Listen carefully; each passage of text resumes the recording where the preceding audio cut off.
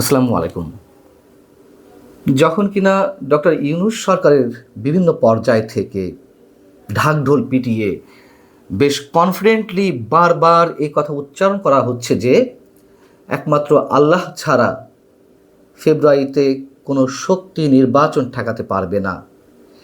সেই মুহূর্তে দেশের যে রাজনৈতিক দলগুলো পুরোপুরি নিশ্চিতভাবে আগামী নির্বাচনে অংশ নেওয়ার কথা, সেই দলগুলোর মুখ থেকেই কেন অনিবার্য কারণ ছাড়া, বিশেষ কোনো রাজনৈতিক পরিস্থিতি ছাড়া নির্বাচন পেছাবে না, এই যে বিশেষ কোনো রাজনৈতিক পরিস্থিতি, অনিবার্য কারণ, এই শব্দগুলো কেন আসছে এই মুহূর্তে? কি ঘটতে যাচ্ছে?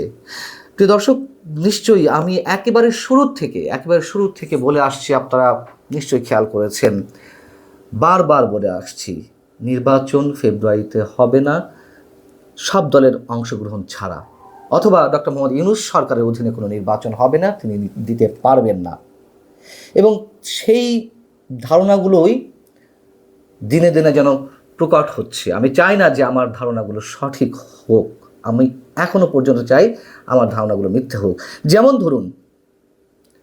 ধরুন বিএনপি, সবচেয়ে বড় যে রাজনৈতিক দলটি এই মুহূর্তে দেশের, তাদের মুখ থেকে এই মুহূর্তে উচ্চারিত হচ্ছে, দেশে অনিবার্য কোনো পরিস্থিতি তৈরি না হলে নির্বাচন বিলম্ব হোক, তা চায় না, বিএনপি চায় না।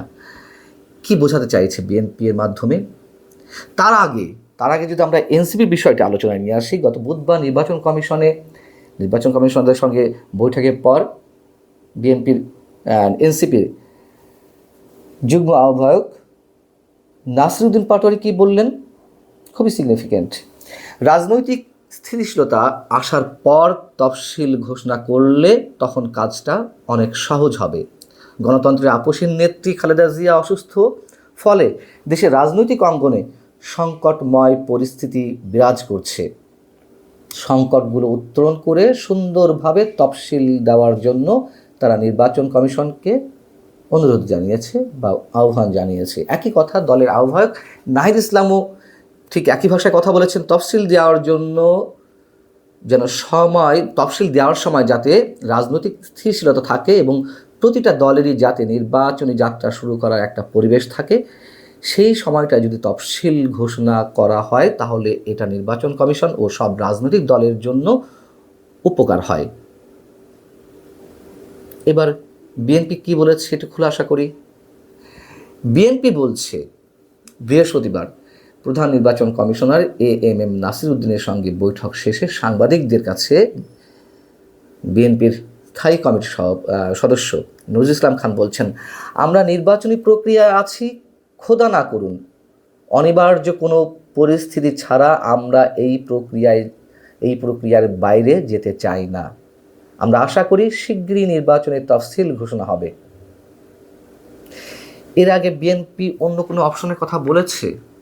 15 জুলাই নির্বাচনের আগে তারা ডিসেম্বরের কথা বলে আসছিল বারবার, তারপরে কিছু একটা হয়েছে, ডক্টর মোহাম্মদ ইউনূসের সঙ্গে কথাবার্তার পরে আমরা দেখলাম ফেব্রুয়ারিতে নির্বাচন হতে হবে, এবং তারপর থেকে জুলাইয়ের পর থেকে আর কোনো অপশনের কথা তো বিএনপি বলেনি।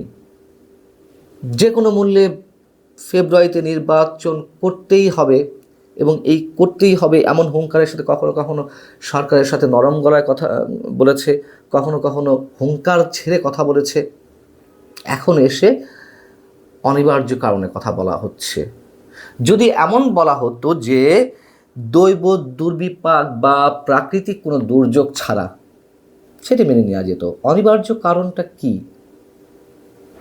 এসব কথা কেন এই মুহূর্তে বলা হচ্ছে? তার মানে খালেদা জিয়ার অনাকাঙ্ক্ষিত কিছু ঘটলে দেশের রাজনৈতিক পরিস্থিতি ভিন্ন দিকে মোড় নিতে পারে।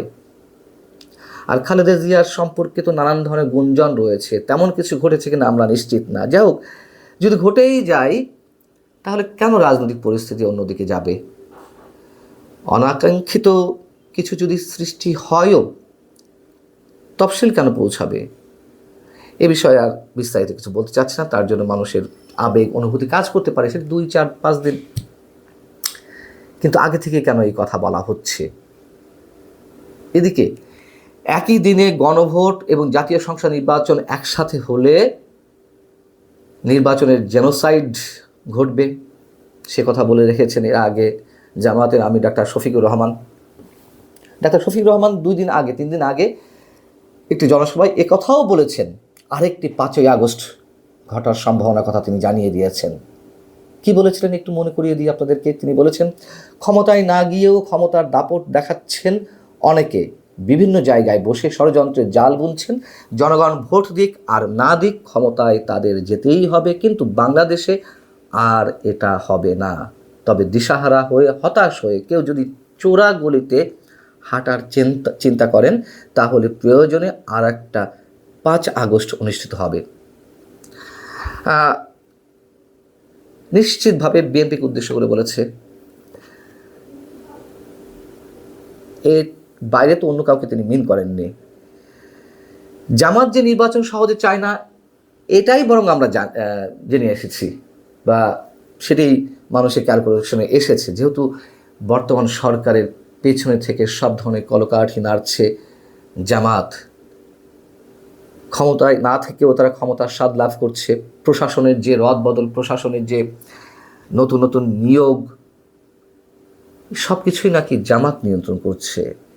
এবং অনেকে বলেন যে এরই মধ্যে প্রায় 60% বা 50% জামাত নিজেদের নিয়ন্ত্রণে নিয়ে নিতে পেরেছে প্রশাসনের, এবং বাকি সবটুকু নিয়ন্ত্রণে নেওয়ার জন্য জামায়াতের সময় প্রয়োজন। একই সঙ্গে বিএনপিকে যতটা বিতর্কিত করা যায় সেই চেষ্টাতেই আছে জামাত। এটি এখন অনেকেই বলছেন, শুধু এখন থেকে নয়, আরও অনেক আগে থেকেই।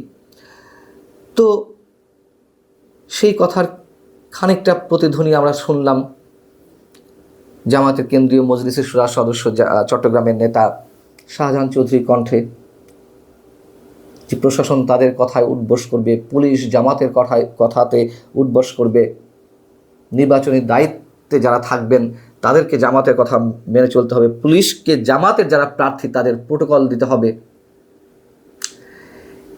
যেসব বক্তব্য বিবৃতি পাচ্ছি আমরা, এমনি পাচ্ছি না। এবং 5 আগস্টের কথা যেটি বললেন ডাক্তার শফিকুর রহমান, এটি অন্য কেউ বললে কি হতো? রাষ্ট্রদ্রোহী কাজ করেছেন, তাদের ক্ষেত্রে তো এই অভিযোগ আনা হতো। 5 আগস্ট বলতে কোন সরকারের বিরুদ্ধে? এই অন্তর্বর্তী সরকারের বিরুদ্ধে তো 5 আগস্ট ঘটানোর কথা তিনি বলছেন, সে যেভাবেই বলুন না কেন। এক্ষেত্রে কোনো শব্দ উচ্চারণ হচ্ছে না। এদিকে আওয়ামী লীগ ছাড়া নির্বাচন হলে সেই নির্বাচন প্রতিহতের ডাক দিয়ে রেখেছেন সাবেক প্রধানমন্ত্রীর ছেলে সজীব ওয়াজেদ জয়। আন্তর্জাতিক নানান ধরনের সমীকরণ যে ছিল সব উল্টে পাল্টে যাচ্ছে।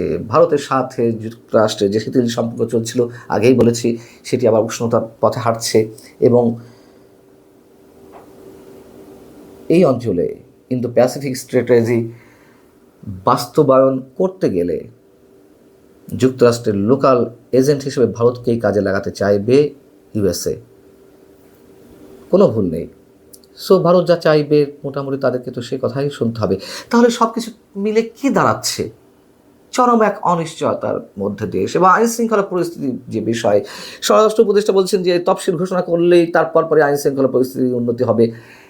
নির্বাচন কমিশন তাই বলছেন, কেন তফসিল ঘোষণার পরে আইন শৃঙ্খলা পরিস্থিতির উন্নতি ঘটানো হবে, তার আগে নয় কেন?